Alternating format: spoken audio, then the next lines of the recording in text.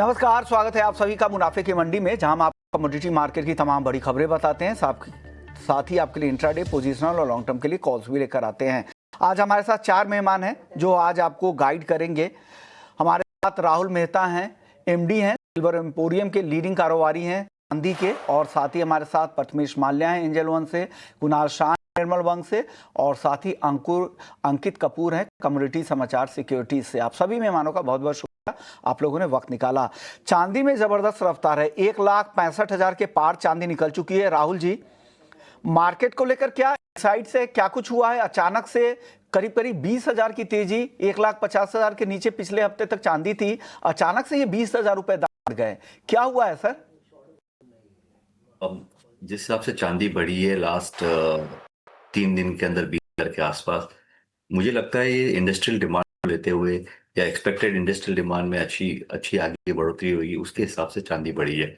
Physical demand में काफ़ी investment buying काफ़ी आई है, 144 से लेकर 155 के आसपास इंडियन इन्वेस्टर्स ने काफ़ी चांदी बाइंग की है, बिकॉज उन लोगों को चांदी में काफ़ी कॉन्फिडेंस आ रहा है, क्योंकि ऊपर के भाव से काफ़ी अच्छा करेक्शन दे दिया है। तो कॉन्फिडेंस ओवरऑल इंडियन इन्वेस्टर्स में काफ़ी स्ट्रॉन्ग है। और ये जो बढ़ोतरी आई है मुझे प्रेडोमिनेटली लग रही है because of the industrial demand जो एक्सपेक्टेड है, बिकॉज टैरिफ और धीरे धीरे जो खत्म हो रहे हैं, तो उसका कहीं ना कहीं इम्पैक्ट इंडस्ट्रियल डिमांड पे काफ़ी अच्छा खासा आएगा आने वाले टाइम में।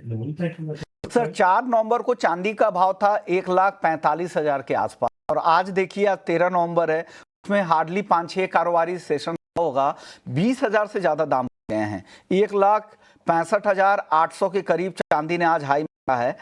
क्या फिजिकल बाजार में, क्या फिजिकल मार्केट में चांदी की कोई दिक्कत तो नहीं है ना? सब कुछ सामान्य है ना? सप्लाई साइड पे कोई प्रॉब्लम नहीं है, सप्लाई भी अच्छी स्टेडी है और डिमांड भी काफ़ी स्टेडी है। आगे वेडिंग सीजन के डिमांड में भी लोग बाइंग कर रहे हैं रेट्स पे। तो ओवरऑल डिमांड साइड पे देखने जाए तो आर्टिकल से ज्वेलरी की डिमांड स्टेडी हो रही है और सप्लाई भी स्टेडी है, सप्लाई में भी कोई दिक्कत नहीं है। चलिए, अब सर ये बता दीजिए कि चांदी के भाव यहाँ से और भी बढ़ सकते हैं, क्या सलाह देंगे? जो दर्शक आपको देख रहे हैं उनकी क्या गाइड है? उसमें हो सकता है ट्रेडर वो हो, ज्वेलर भी हो, इन्वेस्टर भी हो, सबके लिए गाइड दीजिए सर।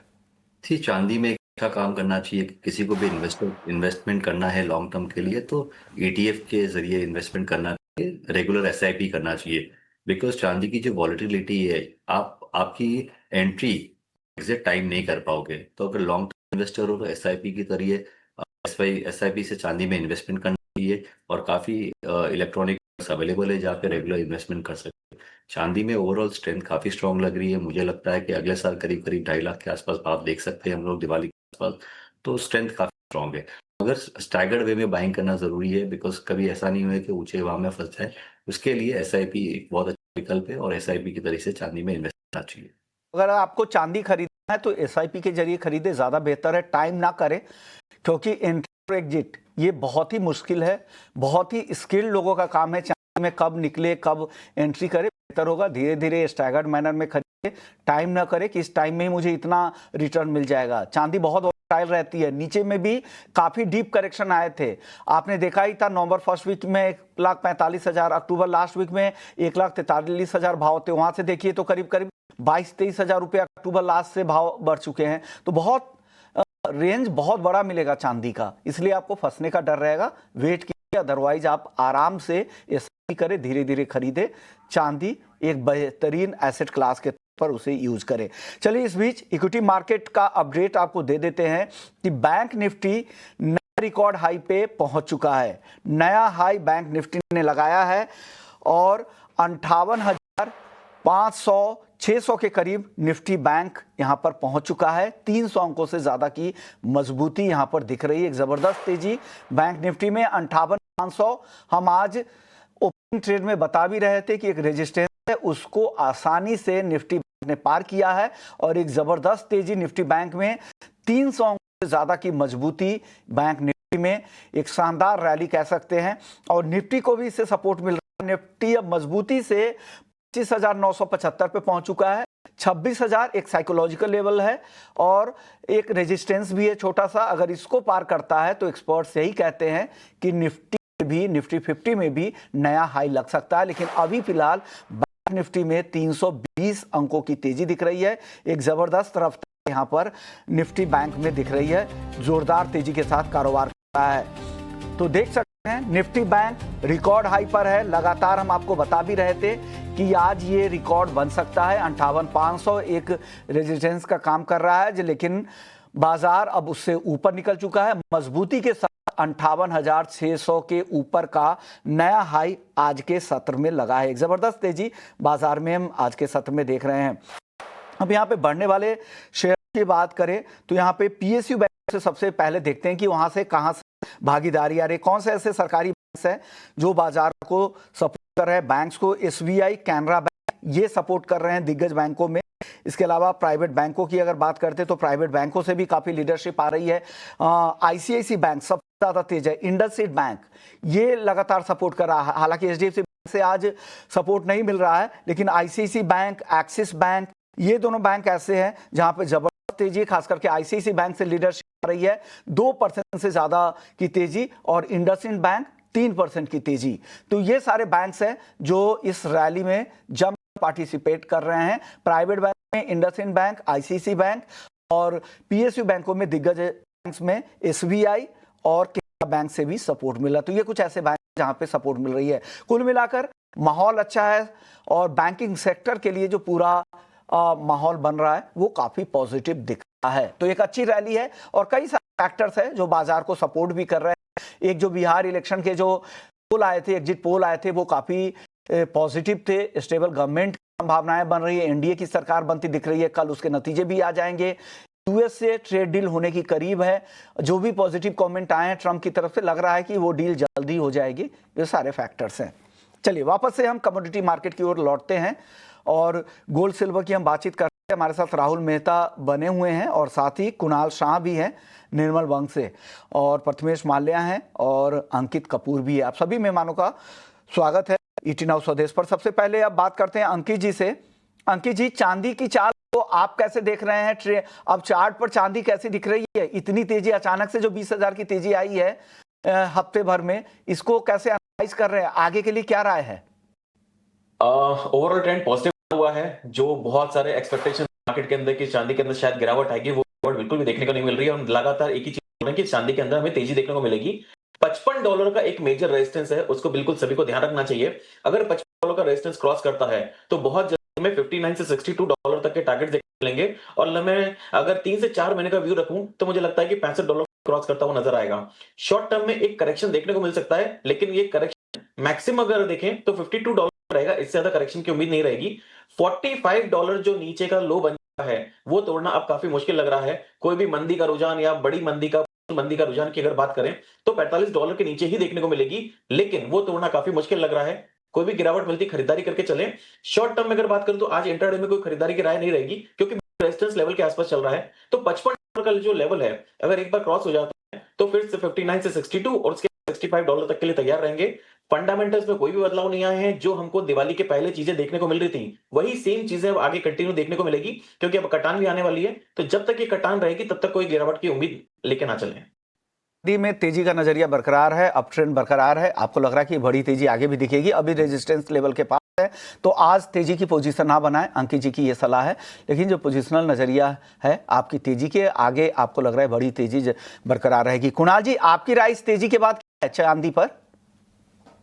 ये देखो, क्लियर बात तो एकदम बुलिश लग रहा है मुझे।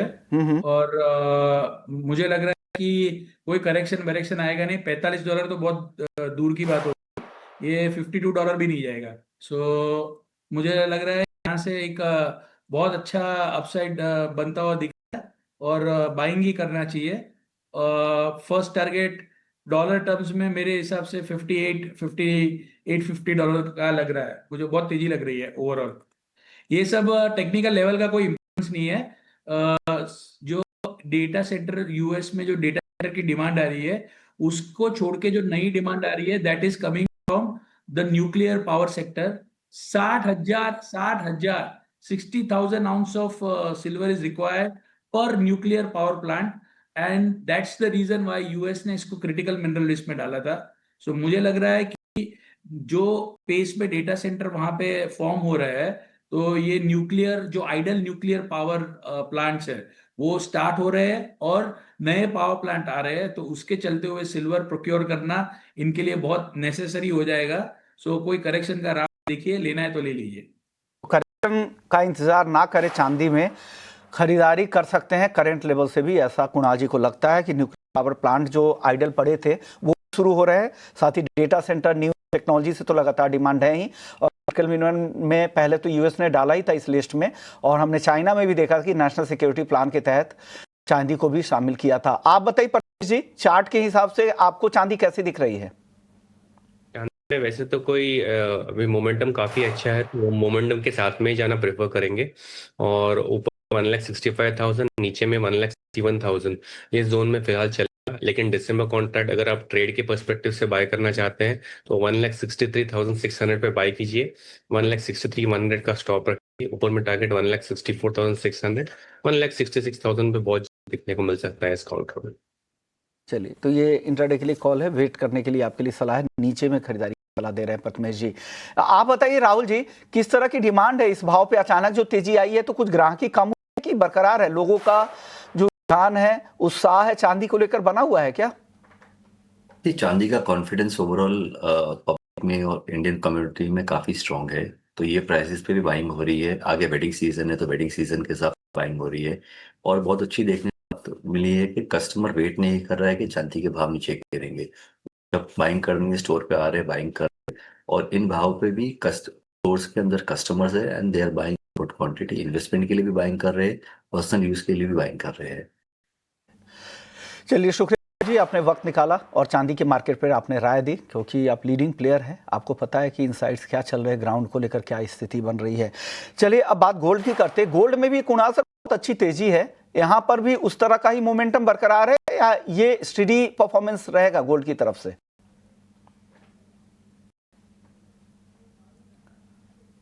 कुणाल जी, आपसे मेरा सवाल था, अनम्यूट कीजिएगा सर ऑडियो को। मेरी राय में गोल्ड भी सेम लग रहा है मुझे। ये यूएस का शटडाउन ओपन होगा तो साथ में इनकी डेट सीलिंग जो बढ़ जाएगी तो डेट बढ़ जाएगी, तो ऑलरेडी ये बढ़ रहा है। 200-300 रुपये नीचे आता है तो लेके काम करना चाहिए। 1,28,500 के टारगेट के लिए तेजी लग रही है। जी लग रही है, 1,28,500 के टारगेट को आप देखते हुए यहाँ पे खरीदारी कर सकते हैं। यूएस के डेट लेवल लगातार बढ़ते ही जा रहे हैं, हमने पहले भी देखा था 38 ट्रिलियन डॉलर के ऊपर डेट ये निकल चुका है। शटडाउन के बाद ये डेट आगे और बढ़ेंगे जैसे जैसे फंडिंग निकलेगी। आप बताइए अंकित जी की राय गोल्ड पर? ओवरऑल ट्रेंड पॉजिटिव बना हुआ है और मुझे लगता है कि 1,29,000 तक के टारगेट देखने को मिलेंगे। 1,29,000, 1,30,000 तक के लेवल्स देखने को मिल सकते हैं। कोई भी गिरावट अगर मिलती है शाम तक, क्योंकि यूएस शटडाउन जो है ओपन होने की कगार पे है, बहुत सारे लोगों की उम्मीद है कि शटडाउन ओपन होगा तो कोई गिरावट देखने को मिल सकती है, तो 1,29,000 तक के टारगेट देखने को मिलेंगे। खरीदारी 1,25,800, कोई भी अगर गिरावट मिलती है 500 से 1,000, क्योंकि आजकल आम बात है 1,000-2,000 पॉइंट की गिरावट, तो 1,25,800 के आसपास मिलती है तो एक सेफ खरीदारी बनेगी। 1,23,400 का स्टॉप लॉस रहेगा। टारगेट 1,29,000 तक देखने को मिल सकते हैं। 1,29,000 का लेवल क्रॉस करेगा तो वापस से हम 1,32,000 तक के लिए टारगेट ओपन कर सकते हैं। ओके, 1,23,400 स्टॉप लॉस है, 1,29,000 पहला टारगेट है। इसके ऊपर अगर निकलता है तो आगे और भी बड़ी तेजी और फिर से नया रिकॉर्ड भी बनने की संभावना है, अंकित जी को लगता है। प्रथमेश जी, आपकी राय गोल्ड पर? मेरे ख्याल से मोमेंटम के हिसाब से चलेंगे। ऊपर में 1,28,000, नीचे में 1,24,000, ये रेंज रहेगा। दिसंबर कॉन्ट्रैक्ट बाय करना चाहिए 1,26,500 पे। 1,26,100 का स्टॉप है। ऊपर में 1,27,400 के टारगेट रहेंगे। अगर स्टॉप लॉसेस नहीं लगा पा रहे तो आप गोल्ड या सिल्वर दोनों ही कॉन्ट्रैक्ट में एंटर ना कीजिए। वोलेटिलिटी रह सकती है आने वाले ट्रेडिंग सेशन। लॉस के अगर ट्रेडर है तो बिना स्टॉप लॉस के ट्रेड ना करें, वॉलेटाइल रहेंगे, मूव देखेंगे आपको दोनों तरफ, तो रिस्क मैनेजमेंट का ध्यान रखिए। मेटल्स की चाल देखते हैं। आज बेस मेटल्स में कॉपर वापस से तेज है, 1,020 रुपए के आसपास चला गया है। कुणाल जी, कॉपर पर या बाकी मेटल्स पे कहां आपका कन्विक्शन ज्यादा है, कहां ज्यादा तेजी दिख रही है आपको? आंख बंद करके बाय करो ये भाव पे। ये भाव आने वाला नहीं है, 1,000 रुपए के नीचे कॉपर जाएगा नहीं, सीधा 1,100 रुपए का पहला टारगेट है। ओके। सो तेजी लग रही है मुझे, बाय करके काम के लिए। 10-20 रुपए का रिस्क है, ज्यादा नीचे नहीं नहीं लग रहा है। तो कुणाल जी को लगता है कि 10-20 रुपए का रिस्क है, बड़ी तेजी यहाँ पे दिख रही है। 1,100 रुपए भी पोजिशनली पर यहाँ से जा सकता है, तो आप आराम से बाई करें, ऐसा कुणाल जी को लगता है। जिंक एल्युमिनियम को लेकर बताइए कुणाल जी, यहाँ पर क्या राय है? सब मेटल में तेजी है। So copper number 1, number 2 zinc, number 3 aluminium, number 4 lead. बताइए अंकित जी, आपको क्या पसंद है बेस मेटल्स में? जी, अगर मैं बात करूं बेस मेटल्स में, आज की जो मेरी राय रहेगी वो इसमें रहेगा जिंक 305 के अगर आसपास मिलता है तो खरीदारी करें। 300 का आसपास रहेगा, टारगेट इसमें 310 तक देखने को मिल सकते हैं। ओवरऑल अगर बात करूं तो सारी कमोडिटीज काफी पॉजिटिव मोमेंटम लग रहा है, स्पेशली बेस मेटल्स के अंदर। जैसा कि अभी बात हो रही है कि कॉपर के अंदर मैं लगातार, आपको याद है कि 925 930 से खरीदारी दे 1118 तक के टारगेट दिए हुए हैं। इंट्राडे या शॉर्ट टर्म के अगर रेजिस्टेंस की बात करूं तो 1025 का है। 1025 का लेवल को क्रॉस करता है तो $1000 का 1000 का स्टॉप आगे चलेंगे और टारगेट इसके अंदर 1060 और फिर फर्दर अपसाइड रैली 1118 तक के टारगेट देखने को मिलेंगे। 1060 पहला टारगेट, फिर 1018 इंडिया के लिए खरीदना है तो जिंक 310 के टारगेट के लिए खरीदे, अंकित जी को लगता है। आप बताइए आपकी टॉपिक क्या है बेस मेटल्स में से, प्रथमेश जी? मेरे कॉपर में बहुत ज़्यादा कॉन्फिडेंस है और कुणाल से मैं यहाँ सहमति रखूंगा कि कॉपर में मोमेंटम अच्छा रहेगा। यहाँ पे आपको इनिशियल टारगेट फिलहाल यहाँ पे अपसाइड 1030 पॉसिबल दिखता है। बॉल आपको अगर बाय करना है तो इसको एक्यूमुलेट कर सकते हैं 1014 के करीब। 1010 का स्टॉप रहेगा, टारगेट 1023 के लिए रहेंगे। और कॉपर में आने वाले सेशंस में मेरे ख्याल से अच्छा मूव आने को देखने को मिल सकता है। तो कॉपर आपको भी पसंद है 1023, यानी सब लोग यहाँ पॉजिटिव है। बेस मेटल्स, प्रेशियस मेटल्स हर काउंटर में। लेकिन क्रूड में काफी गिरावट कल दिखी थी 4% की।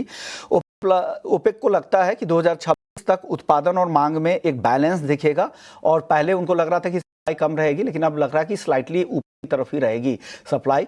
तो उस आउटलुक के बाद ये गिरावट आई थी। कुणाल जी, क्रूड को लेकर क्या आउटलुक है? क्रूड भी मुझे ज्यादा गिरावट नहीं नजर आ रही है। क्रूड भी ये सब न्यूज भाव में आते जा रहे हैं, सो मैं तो तेजी में हूँ यहाँ से। क्रूड में भी 52 51 50 के आसपास बाइंग करनी चाहिए। ओके, तो आपको लग रहा है कि तेजी है। और इंटरनेशनल एनर्जी एजेंसी की एक रिपोर्ट भी है, उन्होंने कहा है कि ऑयल की डिमांड 2050 तक ऊपर की तरफ ग्रोथ में ही दिख रही है, यहाँ पर डी ग्रोथ नहीं आने वाली, उनके रिपोर्ट में गया है। आप बताइए अंकित जी, आपकी राय क्या? अगर किसी को ट्रेड करना है क्रूड में तो क्या सलाह देंगे? क्रूड की अगर बात करूं तो $55 से $50 का एक मेजर सपोर्ट बना हुआ है और इस सपोर्ट के नीचे मुझे लगता है कि जाना बहुत मुश्किल लग रहा है। जैसे कि बात कि नेगेटिव न्यूज बहुत सारी आ रही हैं डेफिनेटली, लेकिन अगर मैं डिमांड और सप्लाई की बात करूं तो एक स्टेबल बनी हुई है। इसी वजह से कोई बड़ी मोमेंटम हमको देखने को नहीं मिल रही है। लेकिन डोनाल्ड ट्रंप की बात करें तो वो तो $43 तक के लाने की बात कर रहे हैं कि वो एक सपोर्टिव लेवल है। यहाँ पे लगता है कि मुझे कुछ टाइम के लिए थोड़ा वेट करना चाहिए, जब तक कुछ क्लियर ट्रेंड या फिर कुछ क्लियर डायरेक्शन नहीं बनता है तब तक एक में ही ट्रेड करेगा। नीचे में 5000 और ऊपर में 5400 5500 के बीच में ट्रेड करता हुआ नजर आएगा। अभी ट्रेडर्स को नई खरीदी के लिए या फिर नई बिकवाली के लिए थोड़ा सा अभी वेट करना चाहिए। खरीदारी या बिकवाली वेट करे। 400 से 500 रुपए का रेंज दिख रहा है अंकित जी को। प्रथमेश जी, क्रूड और एनजी में ऑप्शंस में कोई है क्या? क्रूड में मेरे ख्याल से आज के लिए अगर कुछ करना है तो ऑप्शंस में 5200 का पुट ऑप्शन खरीद सकते हैं। 70 रुपए के प्रीमियम पे मिलेगा आपको ये। 40 रुपए का स्टॉप लॉस लगाइए, टारगेट 140 के लिए रखिए। नेचुरल गैस में फिलहाल के लिए मुझे ऊपर वाला रेंज 405 से 410 तक के लिए है, नीचे वाला रेंज 390 का है। इसको बाय करना है तो नवंबर कॉन्ट्रैक्ट 396 के करीब बाय कीजिए, 392 का स्टॉप रखिए, टारगेट 405 के रखिए। कुणाल जी, आपकी राय क्या है? नेचुरल गैस में अच्छी तेजी दिख रही है, 400 के ऊपर टिका हुआ है, और तेजी दिख रही है यहाँ से? तेजी लग रही है मुझे नेचुरल गैस में, और ओवरऑल नेचुरल गैस में भी मुझे ज्यादा 5-10 रुपए की गिरावट आएगी तो आएगी, बट ओवरऑल ध्यान तेजी का ही है नेचुरल गैस में। जो हिसाब से वेदर के अपडेट सारे गैस ऊपर ही रहेगा। विंटर की तरफ जैसे जैसे तेजी भी बढ़ती जा रही है। अंकित जी, आपकी राय एनजी पर? नेचुरल गैस में 395 के आसपास अगर मिलता है तो खरीदारी करके चलें। 375 स्टॉप लॉस रहेगा, 440 तक के टारगेट देखने को मिलेंगे। अभी जैसे जैसे सर्दियों का सीजन और बढ़ेगा वैसे नेचुरल गैस के अंदर और तेजी हमको देखने को मिलेगी।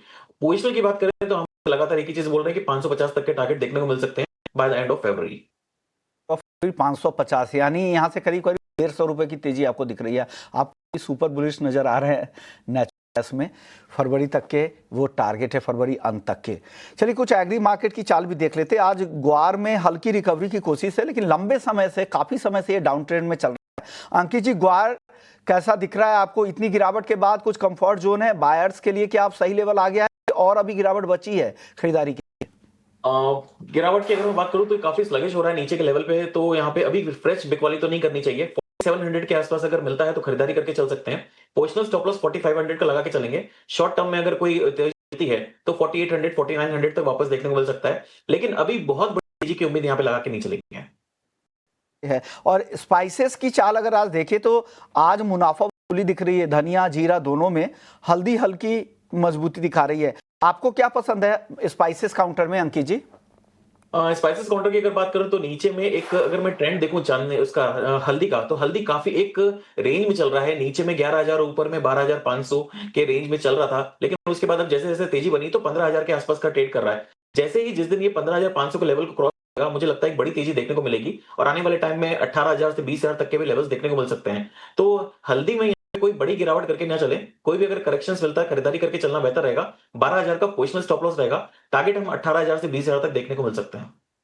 सलाह है हल्दी को लेकर। एक और खबर आ रही कि मसालों को लेकर और फूड प्रोडक्ट्स में लेड की कितनी सीमा होनी चाहिए, इस सीमा को यूएन की कोडेक्स एलिमेंटेरियस कमीशन ने ये लेड की सीमा तय कर दी है। मसालों और सूखे छाल जो मसाले होते हैं, जो सूखे ड्राई के तौर पर यूज किया जाता है, उसमें लेड की जो अधिकतम सीमा होगी वो 2 mg प्रति किलो रखी गई है। ये कदम फूड में मेटे जो असर है, जहरीले असर है, उसको कम करने के लिए उठाया गया है। कोडेक्स पैनल की बैठक रोम में हुई थी। 10 से 14 नवंबर तक ये बैठक चल रही है। कल ये बैठक का आखिरी दिन है, वहीं से ये खबर आ रही है। और जो भी हर्ब्स हैं, जो जड़ी बूटियां हैं, उसमें जो लेड की लिमिट है वो 2 mg प्रति केजी यहाँ पर भी रखी गई है। और लेड का जो असर होता है, जो नुकसान है ह्यूमन बॉडी पे, वो आपके एक तो मेंटल डेवलपमेंट पे, इंटेलिजेंट क्वेश्चन जिसको IQ कहते हैं, उस पर काफ़ी ज़्यादा असर होता है। बच्चों के लिए ये काफ़ी खतरनाक है क्योंकि उनकी जो लर्निंग कैपेसिटी है उसको रिड्यूस करती है। किडनी फंक्शन और बाकी भी आप यहाँ पर काफ़ी दिक्कतें होती है। BP, हार्ट पेशेंट वगैरह के लिए काफ़ी दिक्कतें हैं। तो ये जो फैसला लिया गया है, लेड की सीमा तय की गई है, काफ़ी समझकर लिया गया है। और जो भी यहाँ पर हमारे जो प्रोडक्ट डेवलपमेंट में लोग हैं, जो इस तरह के स्पाइसेस में प्रोडक्ट डेवलप करते हैं, उनके लिए एक अहम फैसला होगा क्योंकि वो एक एक्सपोर्टर भी होते हैं। चलिए इसी नोट पर मुनाफे की मंडी को समेटेंगे। कुणाल जी, अंकित जी और साथ ही प्रथमेश जी, आपका बहुत बहुत शुक्रिया, आप लोगों ने वक्त निकाला, हमारे दर्शकों को गाइड किया। नमस्कार। चलिए जाने से पहले एक और अपडेट इक्विटी मार्केट का दे दे कि बाजार में रफ्तार हुई है। 25,950 के ऊपर निफ्टी जा चुका है। 26,000 के अहम रेजिस्टेंस के बेहद करीब निफ्टी बैंक ने नया हाई लगा दिया है 58,600 के ऊपर का। तो ये पूरा अपडेट ब्रेक के बाद भी चलेगा। जल्द लौटते हैं। नमस्कार।